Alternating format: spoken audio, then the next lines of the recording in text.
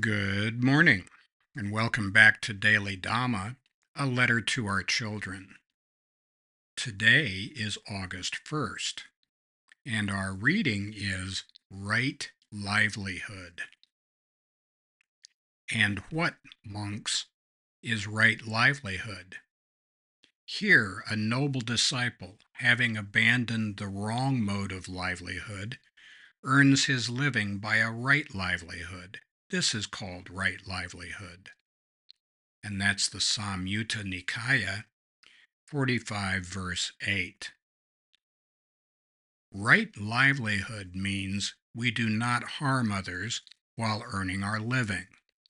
We don't lie, cheat, or steal. We try not to kill people. We refrain from conning people out of their money or pulling a fast one to get ahead. We don't sell dope, women, or children.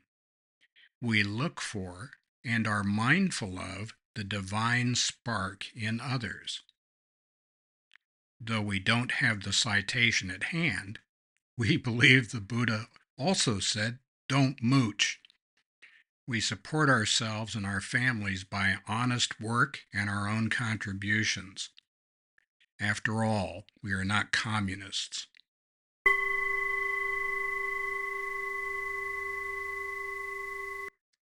Right livelihood is the final piece of the ethical conduct stream within the Eightfold Path. If you'll remember, there's right speech, right action, and now right livelihood. And together these are the things we're supposed to do in order to live right. Now, this is important because if we're half-stepping, if we're living a double life, if we've got some nonsense going on the side, we're not going to be able to sit in meditation, in samadhi, and that's the final stream within the Eightfold Path.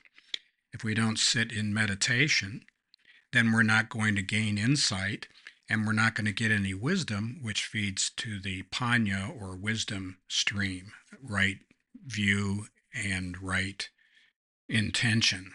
And all three of these streams within the Eightfold Path work together as a set. In August, we're going to be focusing on right livelihood, and we're going to look primarily at teachers and teaching. And let me be clear, we've been teachers all our lives, and we're not trying to single people out and say, oh, you're a bad person and like that. What we're saying is that there are actions that we should take that are consistent with ethical conduct as teachers, and that this has a big effect on children and on families and on society. And so it's really, really important to do this. We've been teachers all our lives, and we like teachers and we like teaching. We think it's a noble calling. We also think that it's easy to let stuff go to your head and end up someplace crazy, which reminds me of a Al Cap back in the 60s had a great comic strip, and at the height of the student riots, he had a cartoon of a bunch of folks running around ill-kempt carrying these signs that said, "Students wildly indignant about nearly everything," with the capital S.W.I.N.E. This can happen to us as teachers too. It's not just students. It's not even just student radicals. Anytime we have self wildly indignant about nearly everything, we run around in conflict with everybody that we come into contact with. And this is not the way that we're supposed to live. Micromanaging other people, our partner, our children, our employer, our employees, the guy across the street, that's not part of our job description.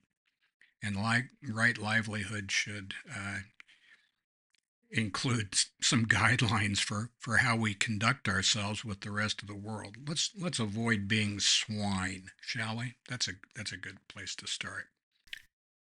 So happy trails to you until we meet again.